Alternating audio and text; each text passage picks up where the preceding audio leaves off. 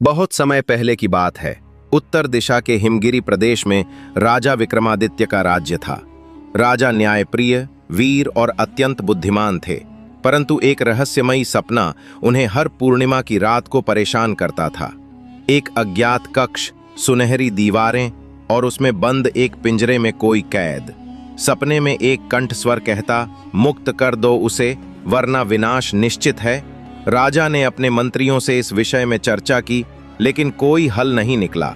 अंततः उन्होंने निश्चय किया कि वो अपने महल के गुप्त तहखानों की खुद जांच करेंगे। महीनों की खोजबीन के बाद एक दिन उन्हें महल के सबसे पुराने भाग में एक दीवार के पीछे एक छिपा हुआ कक्ष मिला, ठीक वैसा ही जैसा उनके सपने में आता था। उस कक्ष में एक पिंजरा था और उसमें बैठा था एक वृद्ध साधु। साधु ने कहा, राजन, तुम्हारा पूर्वज एक त्रुटि कर बैठा था और उसी पाप के कारण मैं सदियों से कैद हूं। मुझे मुक्त करो, तभी तुम्हारे राज्य का कल्याण संभव है।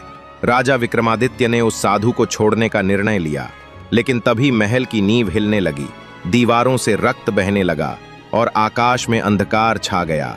तभी एक पुरानी पोथी से ज्ञात हुआ कि वह साधु असल में एक शक्तिशाली तांत्रिक था, जिसे स्वयं राजा के पूर्वजों ने विश्व का संतुलन बनाए रखने के लिए बंदी बनाया था।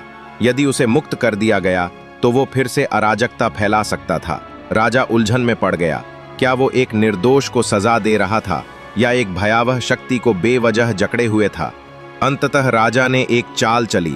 उसने साधु को मुक्त किया, लेकिन चारों दिशाओं में यंत्र तंत्र स्थापित कर दिए, जिससे तांत्रिक की शक्तियां सीमित हो गईं। धीरे धीरे तांत्रिक का क्रोध शांति में बदल गया और उसने अपने पाप स्वीकार कर ध्यान साधना आरंभ की।